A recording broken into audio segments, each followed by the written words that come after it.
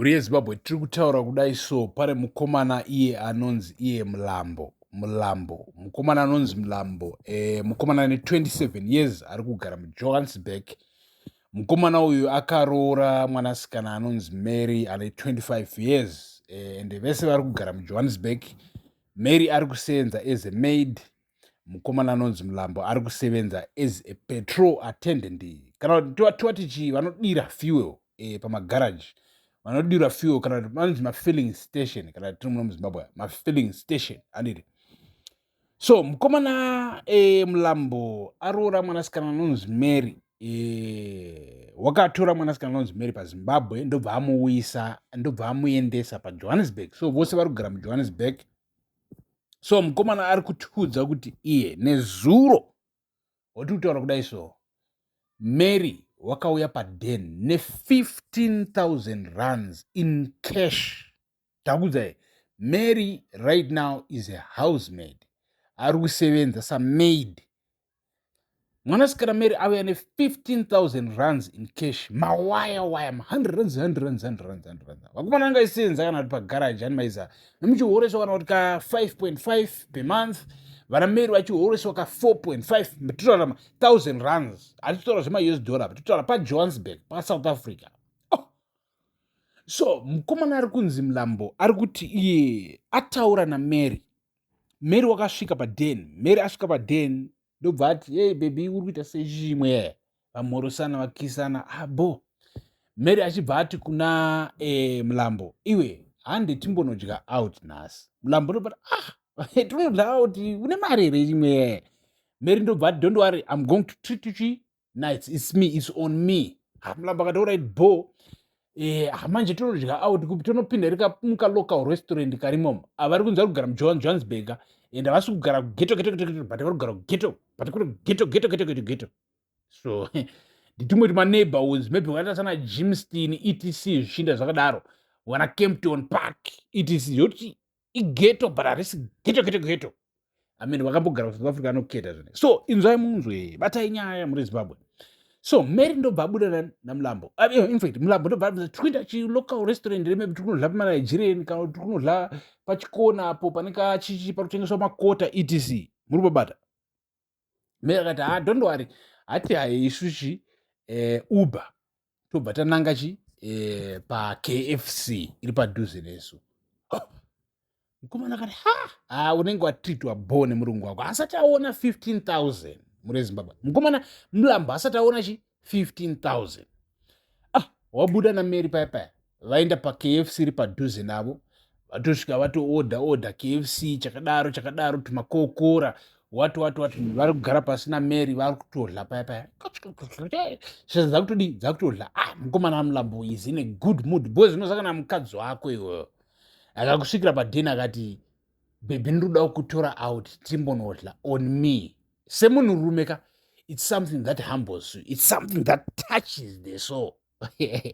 Boys rese rozvikuita zvinezvi kuti unonzwa kuti yakata kuti I'm blessed man, mwanasikana ari kunditora out ndonodya on her budget, on her money, she's going to pay for this, it feels good. Mukomana watonodliswa KFC paya wadliswa waita yesese vadzoka paden. So imhuri murifanira kuunderstand malevels. Imhuri yekuti they are traditional. Hapangozi vanhu kuzikwanzi mufana Mulambo unongomwa doro zvongodaro panosvitwa mbanje panosvitwa masigarettes. It is no. There are people who go to church every Sunday. Anditi paSouth Africa patitotaura paJoburg panext door muri Zimbabwe. Right, triple pamuzinda wevanhu. Remember that I'm Super Galo, your host. So please stay tuned, subscribe, be part regai mberi. So mukomana wadyiswa KFC vadzokera paden, vagara paden. Mary ndobva ati uri kuziva chii? Mufana Mulambo ndobva ati zviri kuitika kanzi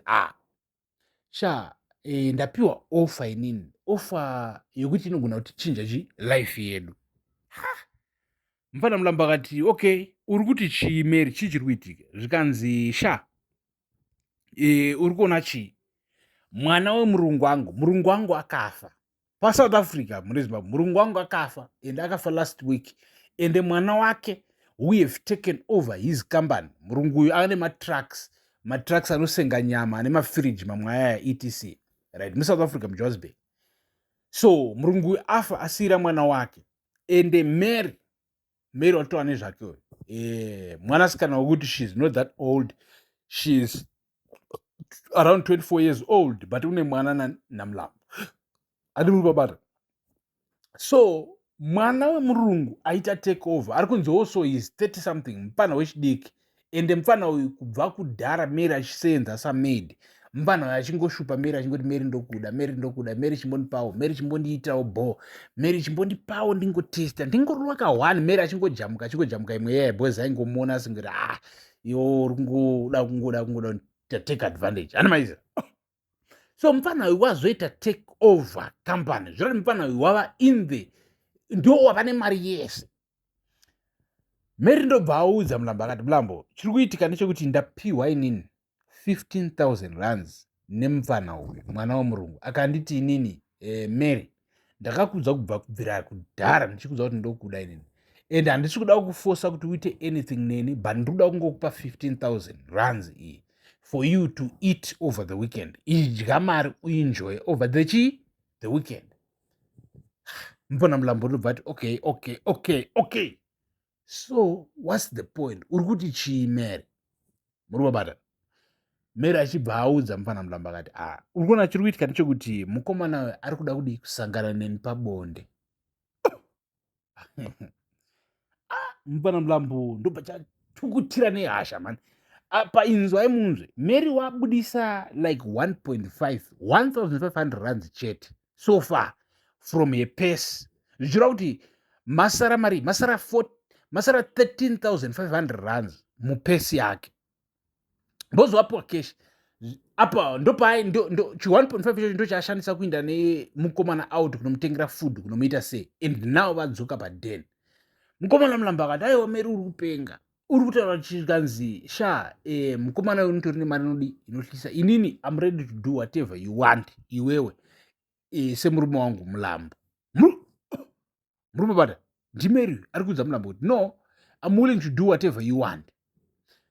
So Mulambo as we speak right now ndiyo watinyorera paWhatsApp dzinhamba dzedu akati vakomana paThe Mutapa Times, vakomana paInside Africa Network, svitsai nyaya kumaZimbabwean bozi mukomana uyu murungu aita take over the company, une mari yese, and he is infatuated, ari kupengeswa murudo nemukadzi wangu Mary, ende watomupa 15,000, ende pa 15,000 rands iyi zvinhu zviri muJoburg kacho, ende pa 15,000 rands iyi haana kugara bata mukadzi wangu, haana kuvata naye or anything, wangomupa as an example of what will happen kana mukadzi wangu akabvuma Mulambo, akabvuma mwana wemurungu apinda pachinzvimbo akurana truck company.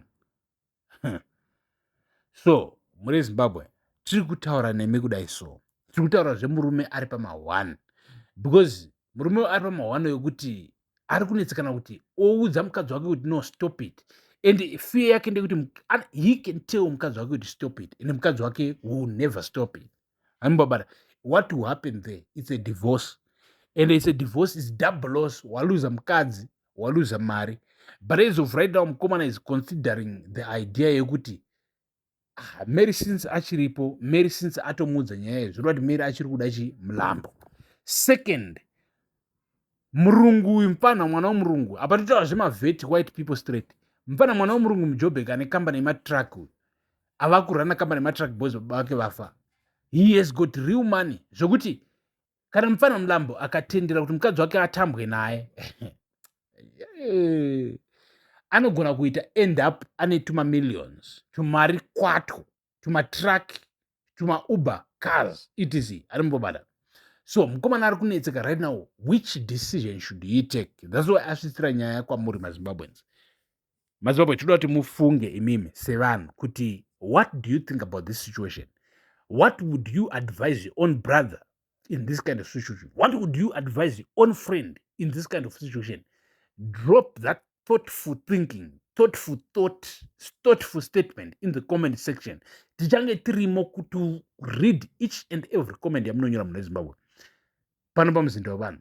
Thank you for watching. Stay peaceful. Peace.